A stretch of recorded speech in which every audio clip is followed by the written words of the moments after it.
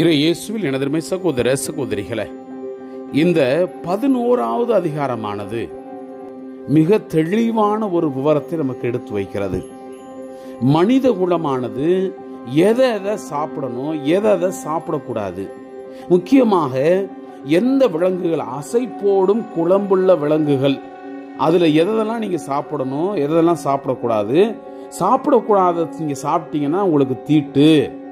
அது மட்டுமல்ல, பறவை வகைகளில் எந்தெந்த பறவைகளை நீங்க சாப்பிடணும், எந்தெந்த பறவைகளை நீங்க சாப்பிடக்கூடாது, கடல் வாழ் மீன்களில் அந்த கடல் வாழ் உயிரினங்களில் எதை நீங்க சாப்பிடணும், எதை நீங்க சாப்பிடக்கூடாது, ஊர்ந்து போகக்கூடியவற்றில் எதை நீங்க சாப்பிடணும், எதை சாப்பிடக்கூடாது என்ற எல்லா விவரத்தையும் தெளிவாக இந்த அதிகாரம் நமக்கு எடுத்து வைக்கிறது.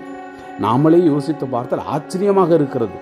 அப்பொழுதே நமக்கு இதெல்லாம் சாப்பிடக்கூடாது என்று சொல்லி ஒரு சட்டத்தை நிர்ணயித்திருக்கிற பொழுது இன்றும் அது நம்முடைய எண்ணங்களிலே இருக்கிறது. நாம் அதை சாப்பிடாமல் இருக்கிறோம் என்பதும் உண்மைதான். அன்புக்குரியவர்களே, இதை மீறி தின்பவர்கள், உண்பவர்கள் எல்லாமே தீட்டுப்பட்டவர்களாக, அந்த தீட்டை எப்படி அவர்கள் கழிக்கணும் என்பதை எல்லாத்தையும், எல்லா விவரத்தையும் இந்த அதிகாரம் நமக்கு தெளிவாக எடுத்து வைக்கிறது. நினைத்து பார்ப்போம். நாம் இந்த அதிகாரத்தை உள்வாங்கும் பொழுது, நான் எதையெல்லாம் சாப்பிட்றேன், சாப்பிடக்கூடாத சாப்பிட்றேனா, அப்போ அது தீட்டுதானா என்பதை உள்வாங்கிய பிள்ளைகளாக இந்த அதிகாரத்திற்கு நாம் செவிமடுப்போம். ஆண்டவர் மோசேயிடம் ஆரோனோடமும் பேசி அவர்களிடம் கூறியது, நீங்கள் இஸ்ரேல் மக்களிடம் கூற வேண்டியது, உலகில் உள்ள உயிரினங்களில் நீங்கள் உண்ண வேண்டியவை இவைகளே. கால்நடைகளில் குழம்புகள் இரண்டாக பிரிந்திருக்கிற விரிசல் குழம்புள்ள அசை போடுபவற்றை நீங்கள் உண்ணலாம். அசை போடும் கால்நடைக்கு விரி குழம்பில்லை எனில் அதனை நீங்கள் உண்ணலாகாது. குறிப்பாக ஒட்டகம் அது அசை போடும், ஆனால் அதற்கு விரி குழம்பு இல்லை, எனவே அது உங்களுக்கு தீட்டு. குழிமுயல் அசை போடும், ஆனால் அது விரி குழம்பு இல்லை, எனவே அது உங்களுக்கு தீட்டு. முயல் அசை போடும், ஆனால் அதற்கு விரி குழம்பு இல்லை, எனவே அது உங்களுக்கு தீட்டு. பன்றி இரண்டாக பிரிந்திருக்கும், விரி குழம்புடையது, ஆனால் அது அசை போடாது, எனவே அது உங்களுக்கு தீட்டு. இவற்றின் இறைச்சியை உண்ணலாகாது, இவற்றினுடைய சடலங்களை தொடவும் கூடாது, இவை உங்களுக்கு தீட்டானவை. நீர்நிலைகளில் இருப்பனவற்றில் நீங்கள் உண்ணத்தக்கவை, கடல்களும் ஆறுகளும் ஆகிய நீர்நிலைகளில் இருப்பனவற்றில் துடுப்பும் செதிலும் உள்ளவை அனைத்தும் நீங்கள் உண்ணத்தக்கவை. ஆனால் கடல்களும் ஆறுகளும் ஆகிய நீர்நிலைகளில் செறிந்திருக்கும் அந்த உயிரினங்களில் துடுப்பும் செதிலும் அற்றவை உங்களுக்கு அருவருப்பு, அவை உங்களுக்கு அருவருப்பு. அவற்றின் இறைச்சியை உண்ணலாகாது, அவற்றின் சடலங்களை அருவருப்பாக கருதுங்கள். நீர் வாழ்வனவற்றில் துடுப்பும் செதிலும் அற்றவையாவும் உங்களுக்கு அருவருப்பு. பறவைகளிலும் நீங்கள் உண்ணாமல் அருவருக்க வேண்டியவை கழுகு, கருடன், கடலூராஞ்சி, பருந்து, வல்லூறு அதன் இனம், காகம் அதன் இனம், தீக்கோழி, கூகை, சம்புகம், சிறு கழுகு அதன் இனம், ஆந்தை, சாரோகம், கோட்டான், நாரை, கூழாங்காடா, குருகு, கொக்கு, ராசக்கிளி அதன் இனம், புழுக்கொத்தி, வௌவால். பரப்பனவற்றுள் 4 கால்களால் நடமாடும் ஊர்வன யாவும் உங்களுக்கு அருவருப்பு. ஆயினும் 4 கால்களால் நடமாடியும் தரையில் தத்தி பாயும்படி நெடிய பின்னங்கால்கள் உடையவற்றை உண்ணலாம்.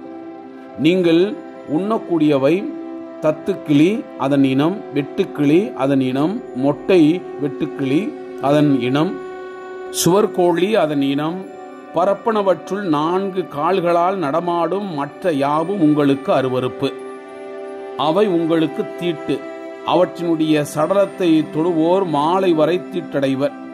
அவற்றினுடைய சடலத்தை எடுப்போர் தம் உடைகளை துவைக்க வேண்டும், மாலை வரை அவர் தீட்டடைவர்.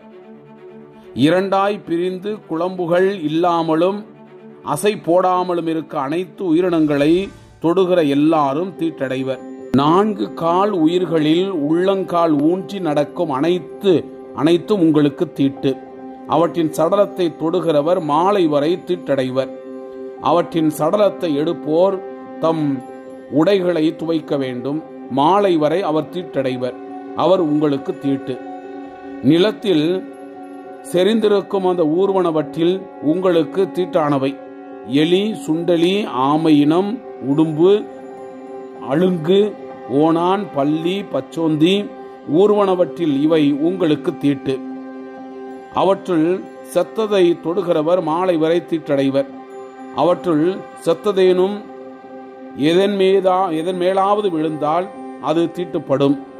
அது மர பாத்திரமானாலும், உடையானாலும், தோளானாலும், கோணி பையானாலும், வேலைக்கு உதவும் எந்த கருவியானாலும் மாலை வரை அது தண்ணீரில் போடப்பட வேண்டும். மாலை வரை அது தீட்டுப்பட்டது. பின்னால் அது தூய்மையாகும். அவற்றுள் ஏதேனும் மண் பாண்டத்திற்குள் விழுந்தால் அதனுள் இருக்கும் அனைத்தும் தீட்டுப்பட்டுவிடும். எனவே அது உடைக்கப்பட வேண்டும். உண்ணத்தக்க எந்த உணவிலும் இப்பாண்டத்து தண்ணீர் பட்டால் அதுவும் தீட்டு. அந்த பாண்டத்தில் இருக்கும் எந்த பானமும் தீட்டு. அவற்றினுடைய சடலம் எதன் மீது விழுந்தாலும் அது தீட்டு.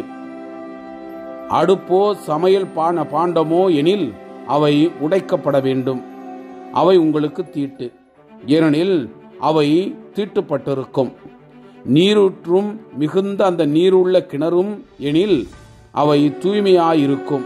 ஆனால் அவற்றில் சடலம் தொடும் பகுதி தீட்டுப்பட்டது. விதைக்கின்ற அந்த தானியத்தின் மீது அவற்றினுடைய சடலம் எழுந்தால் அது தீட்டன்று. தண்ணீர் விடப்பட்ட விதை மேல் விழுந்தால் அது தீட்டாகும்.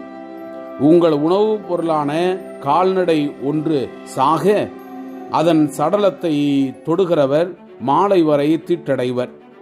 அதன் சடலத்தை தின்பவர் தம் உடைகளை துவைக்க வேண்டும். அவர் மாலை வரை தீட்டடைவர். மேலும் அதன் சடலத்தை எடுத்து போகிறவரும் தம் உடைகளை துவைக்க வேண்டும். அவர் மாலை வரை தீட்டடைவர். தரையில் நகர்ந்து செல்லும் ஊர்வன அனைத்தும் அருவருப்பானவை. அவற்றை உண்ணலாகாது. நிலத்தில் ஊர்வனவற்றையும் வயிற்றால் நகர்வனவற்றையும் 4 கால்கள் ஊர்வனவற்றையும் அல்லது பல கால்களுள்ள எதனையும் உண்ணலாகாது. அவை அருவருப்பு தருகின்ற எந்த ஊர்வனவும் உங்களையும் தீட்டுப்படுத்தலாகாது. அவற்றால் தீட்டுப்படாமல் இருங்கள், ஏனெனில் அவற்றால் நீங்கள் தீட்டுப்படுவீர்கள். நான் உங்கள் ஆண்டவராகிய கடவுள். எனவே உங்களை தூய்மைப்படுத்தி தூயவராயிருங்கள், ஏனெனில் நான் தூயவர். நிலத்தில் ஊர்வனவற்றால் உங்களை தீட்டுப்படுத்தலாகாது. உங்கள் கடவுளாயிருக்குமாறு உங்களை எகிப்திலிருந்து வெளிக்கொணர்ந்த ஆண்டவர் நானே. நீங்கள் தூயவராக இருங்கள், ஏனெனில் நான் தூயவர். விலங்கினம், பறவைகள், நீர்வாழும் எல்லா உயிரினங்கள், நிலத்தில் நகரும் உயிரினங்கள் ஆகியவை பற்றிய அந்த சட்டம் இதுவே. இதனின்று தீட்டடைந்ததற்கும் தீட்டற்றதற்கும் உண்ணத்தகுந்த உயிரினங்களுக்கும் உண்ணத்தகாத உயிரினங்களுக்கும் வேறுபாடு தெரிந்து கொள்க என்றார். Praise the Lord. இயேசுவுக்கே புகழ். மரியே வாழ்க.